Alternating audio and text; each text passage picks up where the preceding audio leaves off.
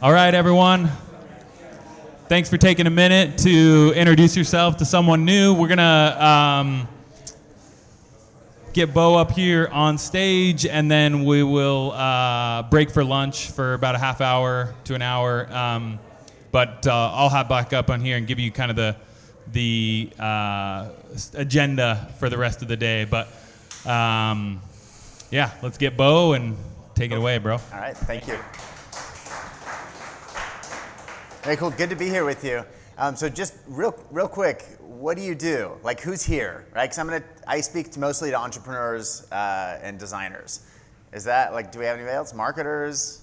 I know we've got an entrepreneur. Bob's an entrepreneur for sure, right here. All right, excellent. Any designers in the crowd? No? All right, we're gonna talk a little bit about design today, but through this lens of craveability. And what that means is, like, who's had this experience before where you're walking down the aisle at Target, Whole Foods, whatever, right? And you see something and you're like, I don't even know what that is, but I want it, right? Like, that's that craveability. That's that thing where it's like you're choosing between, you know, two homes, for example, or two cars or whatever. And it's like, you're choosing between these different options. Like, what makes it like craveable? What makes it the product, the brand, the thing that you're like, that's what I'm gonna buy. Even if it's a little bit more expensive, I'm still gonna get it. Okay, so it's this intangible emotional connection between a product or a brand and a consumer, a human. All right, so that's what we're gonna talk about today.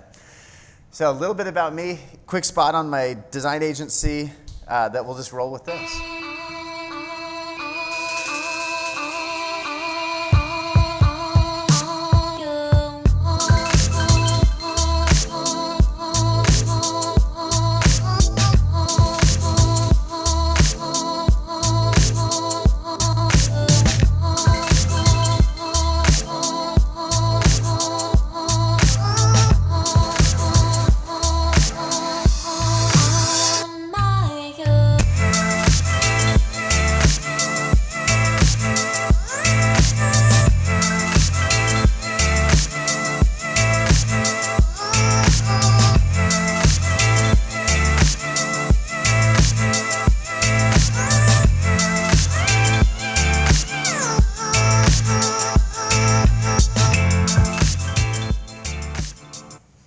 All right, cool. So Enlisted Design, I started 15 years ago. Thank you, Bob. In Oakland, California, so Bay Area native. And then we opened up our Salt Lake City office about 4 years ago to meet an unmet need of a really a booming market. And it's been great for us. So we're the #3 most innovative design company in the world, according to Fastco. I'm also on the executive board for Fastco, so I don't know if those tied in or not. We didn't know about it until they announced it, which was really exciting. But it's been quite a world tour over the last year. Everything in 22. So yeah, spoke at Oxford and Carnegie, BYU, Utah. We won a bunch of design awards. Got to interview Kristen Bell, which was really fun. And really, it's like we do a lot of good work in this like entrepreneurial world in which either a very large company is wanting to get into a new category and launch a new brand, or they've become dated and we help to kind of revitalize or resurrect the brand, and or a very well-funded startup comes to us and just says, hey, we want to radically change and or create an entire new category. And so we work with a lot of venture capitalists, a lot of private equity firms who've either bought a company, invested in a company, or are starting something from the ground up. Shot of our Oakland studio, beautiful space. We got a 4,000 square foot studio just right in the epicenter of Oakland, and then same in Salt Lake, downtown by the Rio Grande. Some of the brands that we work with, all in the consumer space. So everything from lifestyle to tech to apparel to supplements. So, you know, most likely seen a lot of our products and or used a lot of our products. So in order to become craveable, it's really important that the brand presents themselves in such a way that they are cohesive across every brand touch point. So for example, you know, Apple, right? Like at this point, and for the last 10 years, if you see an Apple product, really since Johnny Ive took over in like '96, if you see an Apple product, you don't even actually need to see the logo on the product. You know that it's an Apple product. And the reason that they've done that, or the reason that you're able to do that, is because they've done such a good job of creating cohesion across every one of these touch points that the consumer is going to have with the brand. So this is what we do at Enlisted. It's putting the brand and the consumer in the center, creating a solid strategy, a strategic platform for that brand, and then extending that or expressing that brand through visual identity, the physical product or industrial design, packaging design, structural and visual, the digital experience, and then ultimately the launch of that brand or of that product, right, through omni-channel. So that could be retail, it could be DTC, it could be Amazon. But when all of those come together, it creates this magical experience. So I want to step back a little bit and ask the question, what is brand? Like, I'm literally asking the question. What is brand?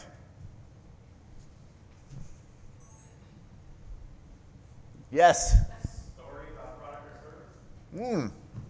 Excellent. A story about a product or service. Yeah, great answer. I like that. The way a company makes you feel or remember them. Cool. Yeah, that's a great answer, right? It's the takeaway, right? Like when I hear this brand, Nike, whatever, Allbirds, it's like, yeah, I feel this way about them. Excellent. What else? Brand. Overall packaging, color, visuals, Uh-huh. sell to consumers for them to remember your business event. Cool. Yeah, some of those touch points that we talked about earlier. Excellent. Any others? Right, those are all great and all accurate, right? That's the thing about brand, is that it's kind of fuzzy. It's really big. So the way that I define it is a brand is the manifestation of a company, a product, or a person. A brand has many touch points that interact with its target consumer.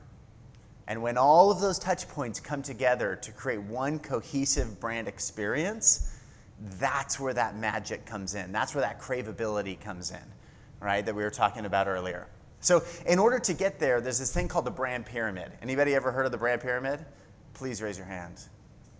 No, one. All right, cool. This is awesome. I love this. So when we are either creating a brand from the ground up and or rejuvenating, revitalizing, resurrecting a brand, we'll come in at the very foundation and say, okay, cool. What are your reasons to believe? In other words, like, why should anybody give a rat's ass about this brand that you're going to put so much money and time into? Who cares? The reasons to believe are the features, the services, or the goods that the brand provides. Then you've got the functional benefits. The benefits that distinguish the brand from its competitors, all right? My brand does this. And then you've got the emotional benefits. Here's why I care about that brand. Next, you've got the position, or in other words, given the entire, all of its competitors and the entire market that this brand lives in, how is this brand positioning itself in how does it manifest itself in like human characteristics? And then lastly, the brand essence. That's the core value that drives the brand's performance. And so for the entrepreneurs in the room especially, when you're starting your company, like, of course you're going to have a service or you're going to have a product, you're meeting some unmet need, which is great. But when you start with the brand platform or the brand pyramid, this enables you to articulate internally why you are doing what you're doing. If that's a new thought to you, that's great. YouTube Simon Sinek why, okay? Because we all need to have our why for what we're doing. And the brand pyramid is what helps to articulate that why, to begin to express the manifestations of that brand. All right, so jumping over to the consumer. How do you create this emotion of desire, right? Like some of the products here on the right, these are products and brands that I respect. Bang & Olufsen, Glossier, Allbirds, like some of these brands that we work with. And the truth of the matter is, as a product designer, so I went to school for industrial design, which means product design in San Francisco like 20 plus years ago. And I quickly learned that what I would be doing in life is creating landfill. And that became really sad to me. The reason that I wanted to go into product design was because I was always fascinated with cool products and the way that it makes me feel, the joy that it brings me. In fact, one time my mom, when I was young, She said something to the effect of like, Beau, you got to be careful because you're kind of like, you're too materialistic. And I fought that for many, many years. And then I got to the point where I just said to myself, you're right. To hell with that. I'm going to create the best materials out there. Because products do bring joy to people's lives. They can ease suffering. They can bring momentary happiness. They become a manifestation of who we are as a personal brand or as a person. And so what I decided to do is to lean into this idea of creating joy. In order to do that, I need to understand the person, right? Understand the human connection. In order to do that, we as Enlisted go through kind of this 7-step process of understanding our consumer. First, be curious. Number 2, assume nothing. Number 3, seek to understand what their needs are. And we do that by observing them. Most of the time, like live observing people. We love to shop with people. We love to, like there's this beauty brand called Olyer that we helped launch. And we did 29 in-bathroom consumer insight studies where we watched women get ready for the day, like do their routine, and we watched where they put their products and how they store them and what the issues are. And it's super insightful. So we observe, we empathize with them, we synthesize all of this data, and then we create an action plan forward. All right, so once we've understood the consumer and kind of what makes them tick or what causes them pain or what their hopes and aspirations are, then we can start to create a brand pyramid and then manifestations of that brand that are going to resonate with the consumer. All right, are you tracking so far? Any questions? Yeah. Which one? This one? Yeah, and feel free to take pictures. Everything I'm going to show today is like, please, like, not everybody can afford to work with us, so please just like take this and do it. All right, any other questions? I just want to know if it was legal what you were doing watching women get ready in the morning. They were the facial routines, so yes. And we had a full female team doing the insights work. All right, cool. Who wants to see what that looks like? All right, so here's where it gets really exciting. So when you do the work and you put the effort and the care and the empathy into understanding and knowing your consumer, now you're in a position to start creating things that they're gonna love, right? Like that bring joy, that bring excitement, that they're gonna then go and advocate for. So, who's this dude? Anybody know? Or are we kind of too old in this crowd? That's Mr. Beast. Who's Mr. Beast?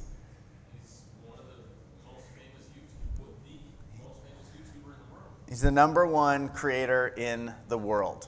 Last time I checked, which was a few weeks ago, he has 165 million subscribers on YouTube, okay? At this point, so just in the last year, Jimmy Donaldson's his name. Jimmy was on the cover of Forbes. He was on the cover of Fastco. He has been named the creator of the creator economy. Anybody heard of the creator economy? No, it's rad. It's this entire new thing that's happening where creators, people of influence, are saying, hey, you know what? There's no brand out there that really represents my values or something that I'm interested in, so I'm going to go ahead and launch it myself. So what we're doing is we're partnering with these creators to launch meaningful brands. All right, so that's Jimmy Donaldson, Mr. Beast. We've worked with him on a number of different brands, one of which is Mr. Beast Bar and the parent brand Feastables. Anybody had a Mr. Beast bar? Have you eaten one? All right. It's a chocolate bar. It's Peruvian chocolate. There's 4 or 5 ingredients. It's pretty good. And what he wanted to do was to say, he's like, dude, like I'm on YouTube all day. I'm filming. My followers are gamers. They're kids. Like, could I create a chocolate that they're going to want to eat that's actually good for you and fair trade? And so that's what we did. And we did it in a very Mr. Beast sort of way, right? So creating the brand and the identity and all the visuals that would be an extension of him as a personal brand, but now in a CPG form, a consumer packaged goods. So the chocolate bar, part of what Jimmy does, check this out, this is really fun. So part of what Jimmy does is he shares his wealth, okay? He did not come from money at all, but he started earning money and they started doing these giveaways. And it's actually his money that he's giving away. So he'll walk into like a Walmart in a super poor area or whatever, and he'll be like, hey, do you want to taste this pie, or like some random thing, right? And like people are to shut him down. They're like, no, so what are you talking about? Get away, until somebody recognizes him. And they're like, you're Mr. Beast. Yeah. And he's like, all right, before you do that, pull this candle. And he pulls the candle, and all of a sudden $10,000 start coming out of the pie that he just gives to the people. He was eating breakfast at a diner the other day, and he was kind of he was watching his waitress, and he saw the car that she pulled up in, and then something happened to the car, it broke down or whatever, so she was late, and he just gave her his Tesla. She's like, here, it seems like you need this. Like, just take my car. So his thing is giving. So what we did in the chocolate bar itself is, yes, you're gonna wanna devour the majority of the bar, but we created a separate piece here that snaps off, that like encourages the consumer to be like Jimmy and to share. These are some of the concepts that we went through. It was the first time our industrial design team ever designed a chocolate bar, so that was kind of fun. And ultimately the concept that he chose, at one point he wanted his face on the front of the packaging, and we're like, dude, we've designed actually a lot of chocolate bars, like nobody wants to eat your face. Let's just focus on the chocolate. So that's what we did. We focused on the chocolate. It launched about almost 2 years ago. It's nationwide in Walmart, 7-Eleven, Kroger, you name it. We've now extended the brand out into other products. And within a couple of years, they'll do a couple $100 million in revenue off of this little startup, because the power behind Mr. Beast and creating the Feastables and the branding and doing it right, laying that foundation. Also tackled the burger industry, so using ghost kitchens, shut down restaurants during COVID. Some snapshots of our brand book that we put together for Mr. Beast Burger, where you can order a burger through your app and have it delivered to your high school, which is really cool. All the packaging that we did for it. So super fun brands. All right, so that's Mr. Beast. Funny dude. He opened his first like brick and mortar restaurant, and at 11 o'clock the night before, he posted like a 30-second spot on YouTube and said, hey, if you're in New Jersey, come check out my burger joint. We're opening tomorrow. He broke the world record. He had 10,000 people show up for burgers, and they had only planned like, I think it was like 4,000 patties, and so they sold out by the afternoon. And he posted on, on Twitter, on X, and Guinness Book reached out, and they're like, I think you just broke the world record without even knowing it. So pretty fun. All right, so sometimes we work with companies to launch new products, right? Like Ollie supplements, everybody had an Ollie gummy, right? So Ollie came to us and they're like, hey, we want help in launching into a new category that we've never really played in before, sleep. How do we tell a story in driving emotion to understand the need and who's gonna be taking and who's gonna be buying the supplements and so on. So we created this little spot. This was our first national spot that we ever launched out of Enlisted. And this was just March of this year. Ollie invites you to stop settling for sleep. Immerse in more than just melatonin, and feel your sleep-deprived goblin self float away. Unwind that fried mind with a blend of botanical extracts and dissolve into the well-rested person you want to be.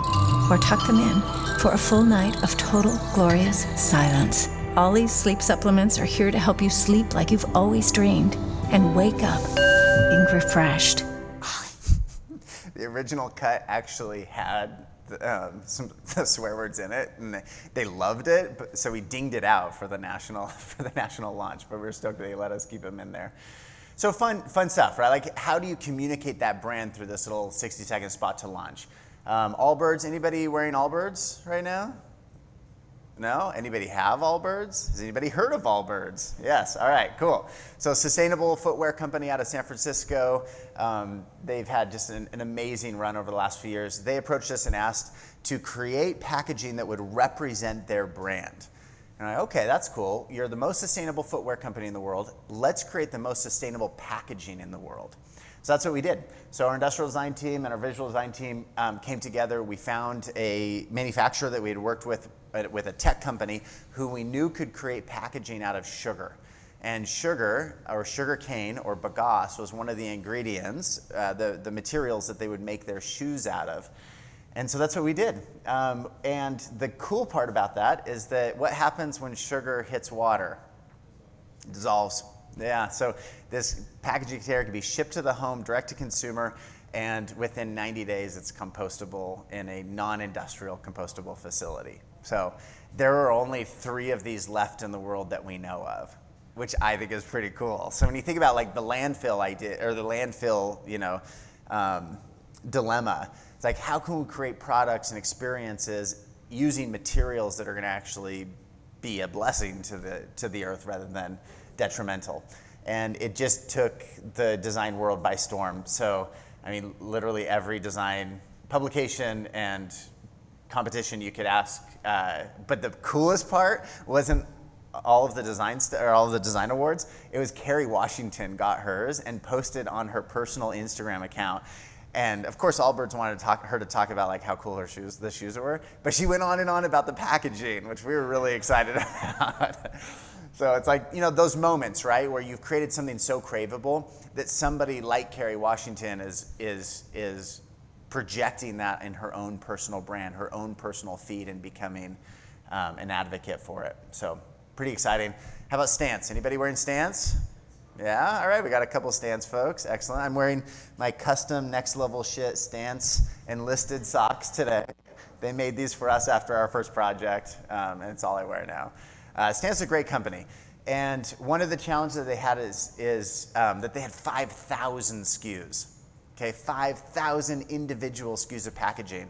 And their packaging, because they were growing so fast, instead of creating a packaging system that would enable them to use less plastic, less paper, less ink, they just did unique SKUs for every single, unique packaging SKUs for every one of their socks. So it got up to like 5,000. So we helped them to do what's called a SKU rationalization and then create a packaging system across all of their socks to get it down to about 2,000 unique SKUs of packaging. And then we redid it, which is gonna launch next year, that got it down to like in the hundreds. So way, way less paper, way less plastic, all recycled paper, all soy-based and vegetable-based inks. And then we created a tiering system strategy that was like a good, better, best. So when you walked in, you could shop a little bit easier. Did that across all their underwear, apparel, everything else, some shots of our team doing that good work. So super fun to work with Stan. It's been like a 7-year engagement. All right, how about this? This is an exciting one for me. Anybody have Control 4 in your house? Or have you ever heard of Control 4? Right, it's a home automation company that's stuck in 1993. And they approached us a number of years ago and said, hey, it's actually one of their product managers who had come from Apple. And she came to Control 4 and she said, hey, Control 4, you're kind of stuck in 1993. And I was like, that's my line. And they were, and they listened. And so they brought us on to partner to create what we call a visual design language, right? A system in which you redesign their entire product portfolio so that every single consumer touch point, so every single product builds the brand and looks like it belongs to Control 4. So I'll show you some of that.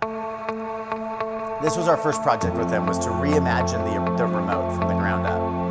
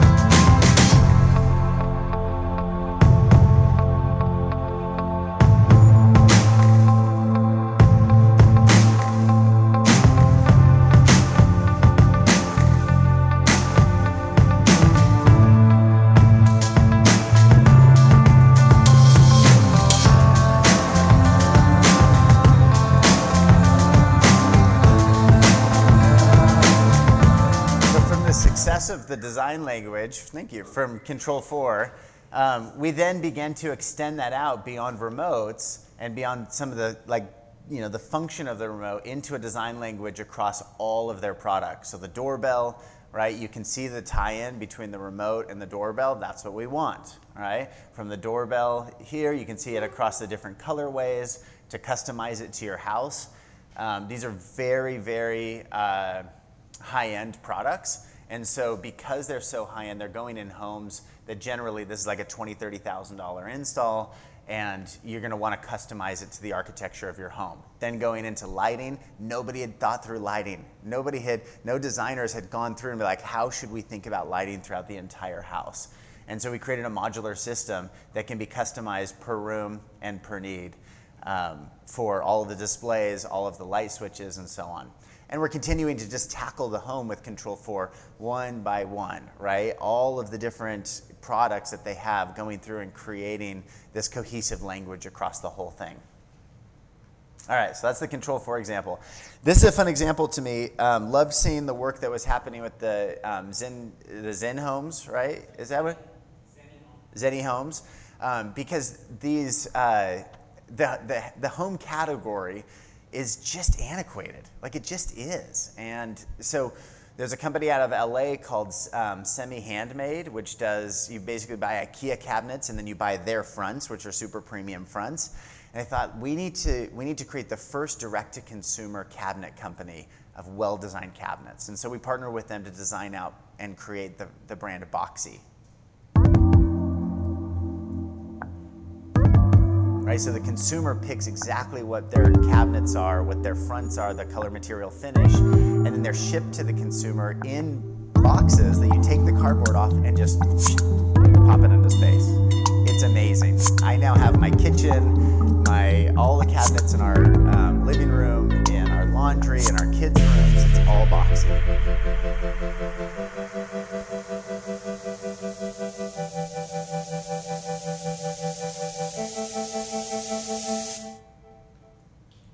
All right, a couple more I want to share with you because I love going into what I call unloved categories, right? So you think about like the security camera category. It was all these like kind of daunting, intimidating cameras that like that weird dude in your neighborhood has put outside of his house, right? Like, and the camera, the engineering of the camera itself is just like, stay the hell away from my house. Well, we thought, well, gosh, like, this tech company out of San Francisco, San Jose, Netgear came to us, and we were doing a bunch of work with Netgear, and they said, you know, we think that there's an opportunity to bring the camera in the house and to be able to monitor, but like, does the consumer want that? And so we began working with consumers to understand what they wanted. Yes, they wanted the monitoring and the security in the home, but they didn't want this intimidation factor. And so we created a camera that was friendly, and that was approachable, and that you wouldn't mind having up on your wall. And then we created technology in which we didn't have cables and wires all over the wall. And so it was just battery powered and magnetic so that you could stick it where you want. So the Arlo experience has been amazing. It's been like 10 years now, and it just totally radically changed that whole category. So some shots behind the scene of us designing Arlo.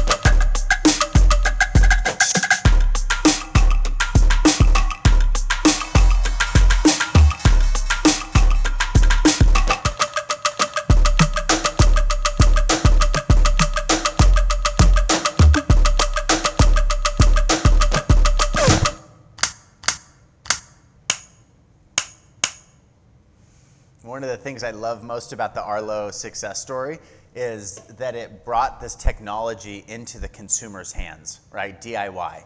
And so we created a system that was so easy, that was so approachable, that people would just buy it at Best Buy or Apple or wherever and just install it in their home themselves and monitor themselves.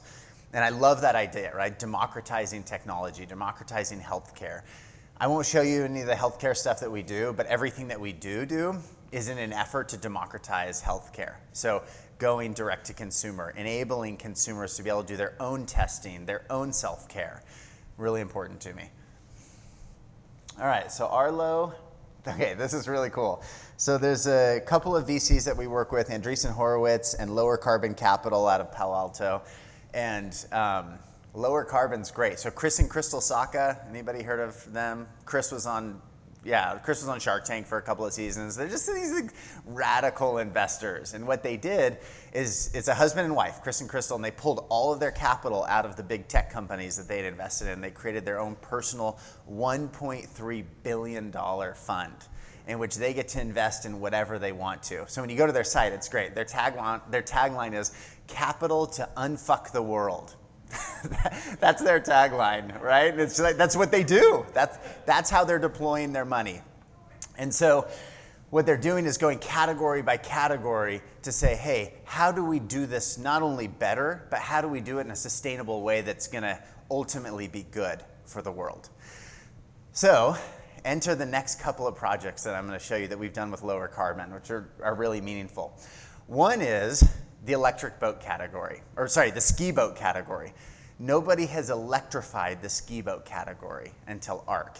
So they put their pitch together, and Lower Carbon and Andreessen came together and they did a seed round of $3 million.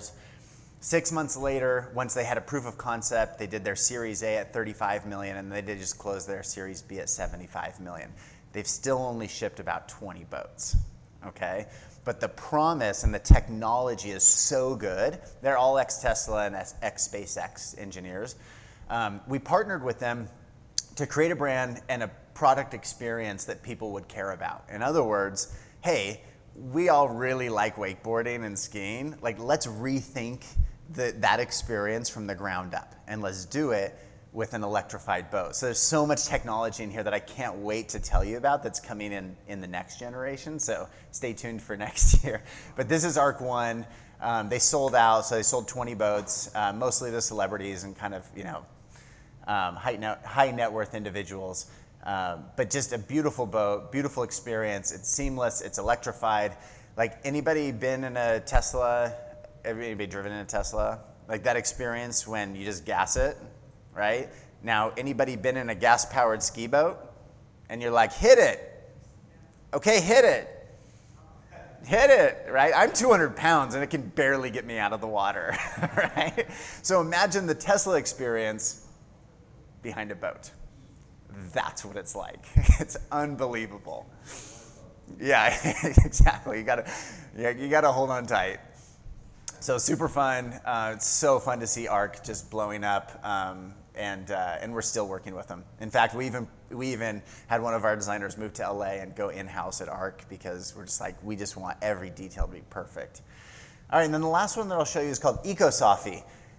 None of you have heard of EcoSofy, so I'm not even gonna ask. That's okay. This is a Kenyan-based startup that has an office in Kenya, in Nairobi, as well as Berkeley. And it's another lower carbon capital project.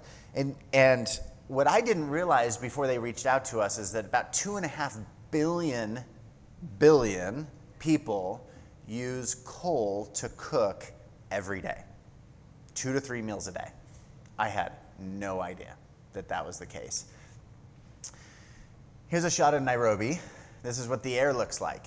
It should not look like this. They are not a factory company or a factory country, right? It looks like this because of the pollution that's happening, 2 to 3 meals a day, cooking on coal. This is how coal is sold throughout Nairobi, okay? This is not uncommon. I took this picture, right? And it's not like I took the worst example. This is just an example. This is all coal down here. See those? Those are branches of trees. People out in the bush, as soon as they can get their hands on a tree, cut it down once it's mature enough, they bury it in the ground and they smoke it to make coal. By 2030, the entire country of Kenya, other than preserved national park lands, will be deforested. No more trees. Think about that. So current state, and we have current behaviors. One of the worst things that we can do is to come in and white save and bring in new technology or new practices or new habits and expect people to adopt those habits that are different than their own. So being very careful of that, what we did as a research team is we went to Nairobi and we spent a week, not a lot of time, but enough time to actually spend time with people to understand what their habits were, how they shopped, why they shopped the way that they did, how they cooked, so that we weren't coming in to change any habits, but rather to change the materials in which they were doing the same processes every day. Does that make sense? Okay, because generally speaking, when a startup comes into a developing country, developing nation, and says, hey, you're doing it wrong, do it this way, as soon as that funding is out, it fails. That's their roadmap, because they're trying to change culture. So instead of changing culture, we adopted it. And we said, what we found was all of the coal was sold within a small neighborhood, and you knew that person who was selling it. So we realized we need to create little depots within each of the neighborhoods so that their neighbors, their family members, were selling a new type of technology. And then we introduced them to this. See these? Anybody know what a Traeger is? That's a cold-pressed wood pellet made of waste. That's trash wood, waste product that we put through an extruder and created a super, super dense wood pellet with. Then the wood pellet goes inside, this is the prototype of the stove, goes inside the stove and gasifies the pellet to create heat without flame. Because one of the biggest issues that we saw there was fires, and fires, you know, their stove tipping over and burning down their little hut. There was one woman who was cooking for us, and she was on the ground, we were all on the ground, and she was cooking, you could see on her chest she had these like severe burns. And so I asked her about it, and she opened her blouse, and sure enough, horrible burns. And she's like, well, this is just expected. Like, this is what happens because of cooking. So how do we solve that?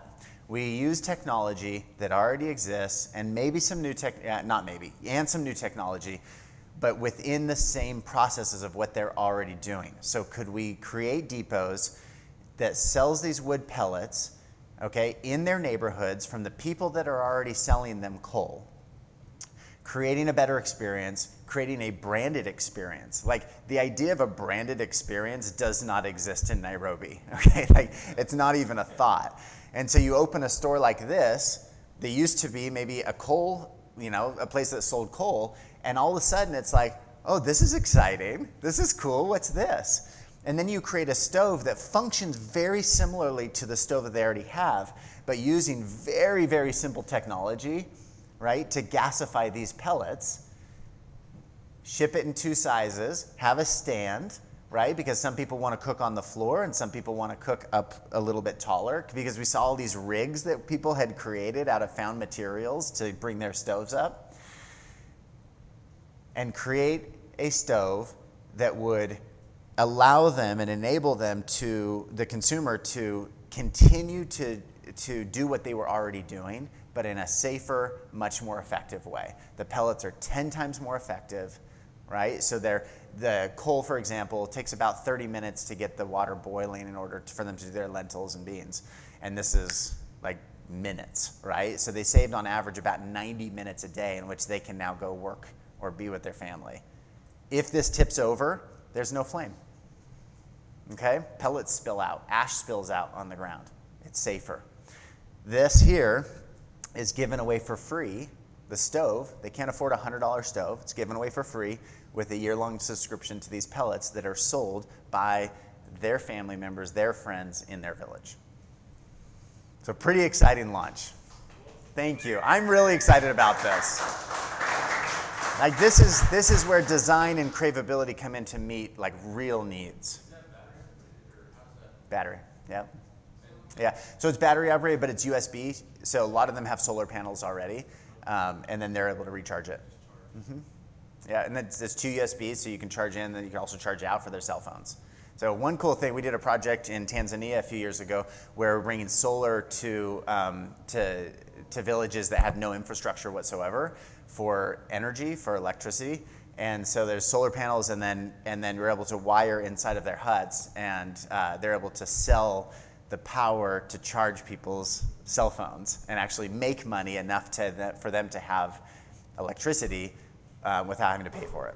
So coal, pretty bad for the environment. Yes. Charcoal is what they're doing.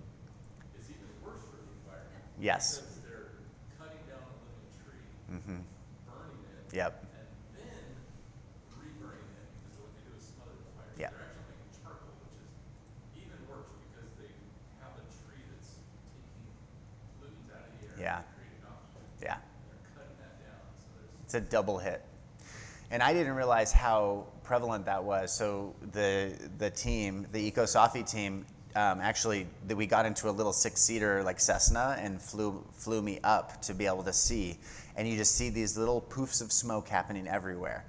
And they're literally hunting any kind of live tree they can so they can cut it down, bury it, and smoke it to create the coal. I know.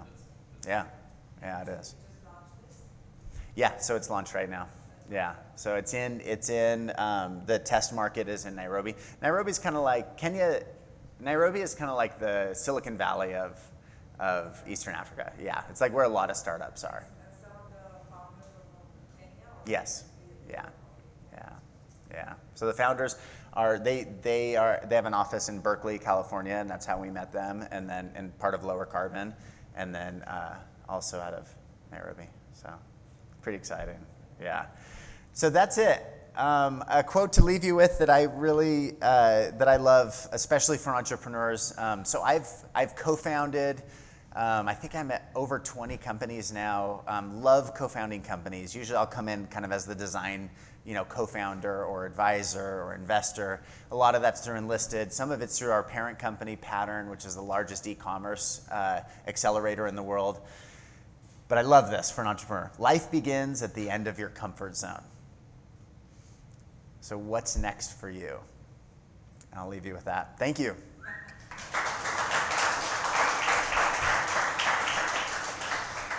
All right, so I've got a little bit more time. I've got 10 minutes to hang out, and then I got to go catch a flight. Yeah. Q&A. We got some questions for Beau. We want to try to keep it on the mic. We do have a pretty great audience on the live stream, so if you have a question, Yeah, great. All right, super impressive work. I love it. Beau, Thanks. we've got to talk. I love it. But some of this stuff is done through a lot of VC venture capital backed. Yeah. You can do it all out, awesome design. But then you've got other projects where maybe your team or whomever owns Enlisted or the parent company, you're going to kind of have to invest. Yeah. Right? Yep, in them. for sure. You're not going to take that big fee, Yeah. but you're going to change the world with a Yeah. product. How do you guys determine in your portfolio of clients when you do that and when you don't do that? Yeah, we're generally able to take on 1 to 2 investment companies a year, and it just depends. It depends on the opportunity. And then sometimes also I'll personally invest in the company. So Nice. like EcoSofi, for example, they came and they're like, they're a startup, but they were venture backed, right? But not a lot of capital. I mean, it was very much startup. Now they've raised another round and are a little bit more healthy, have a longer runway. But I don't remember exact numbers, but let's say it was 500K, and we're like, okay, they can budget 400K. Cool, let's take that 100 and we'll invest that in. So we'll still do the full $500,000 worth of services. Right. But we're only gonna charge you 400K, and then we take that 100K as a seed investment. And so Perfect. we essentially multiply that at a 2x multiple. Love that. Yeah. So Cool. then we're part owners of it. Yeah, thanks. Yeah. Great So, work. Like of the ones I gave examples of today, like I'm an investor in, or Enlisted as an investor in EcoSofi, Arc Boats. Trying to think what else was up there that we're investors in. I don't know. Like I said, about 20, 25 companies. Yeah. So when you say that with that 100K and you do it, you donate it essentially, right? You take it off the fee. Yeah. But you said you 2x it, so that means you have 200K in value in the Correct. investment. Yeah, because the investment, because we're still doing the full scope Right. of work. Right. Yeah. Now you're invested, you're doing great work. Yeah. You're probably going to over deliver above that 500K. Always. Right? Yeah. Always. Got it. Awesome. Yeah, it always becomes just a bloodbath on the P&L, but it's worth it. Yeah. Have you thought about maybe increasing the price? Have you thought about increasing the price to your pellets by pennies and just making a tree planting give back to? Have you done In that? the works. Does it? In the works. Yep. Awesome. Yeah, which is great. Yeah. Because it needs to be you know a closed loop ultimately. Yeah. Right now though, we're all getting everything from waste, which is great. I mean, it's just waste product, so it's just going to get tossed. Yeah. We did a rebranding with the San Francisco firm for Sky Mall. About 3 or 4 years into it.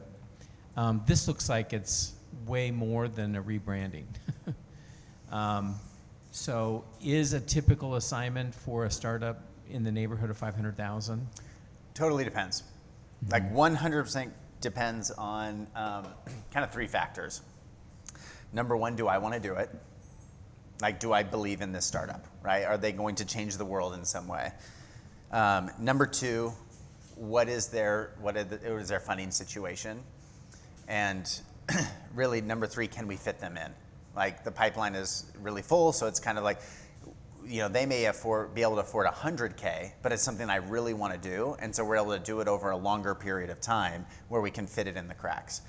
The challenge becomes just our filter. So like, if we do a 300K project that has the same scope as a 100K project, we end up just doing it as a 300K project for 100K, right? Because like the same amount of effort needs to go into it. People will come back and they'll say, well, can we cut corners here? And it's like, not really.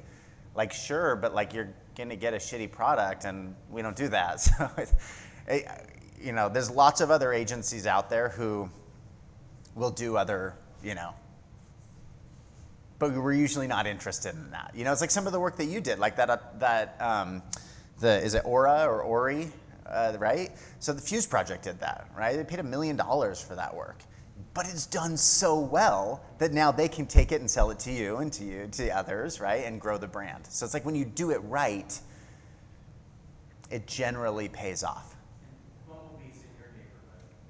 Who's Bumblebee? Bumblebee does what Ori does out of Boston. Oh, cool. They do it out of San Francisco. They're Google guys. Oh, fantastic. And they're doing a different look, but it's robotic furniture, and it's Good. very well done. They've got a firm like you somewhere. Cool. Ah, that's great. I love to hear it. And the water one, too, I'm interested in learning more about, too. You said they're San Francisco Acquia. based. Yeah.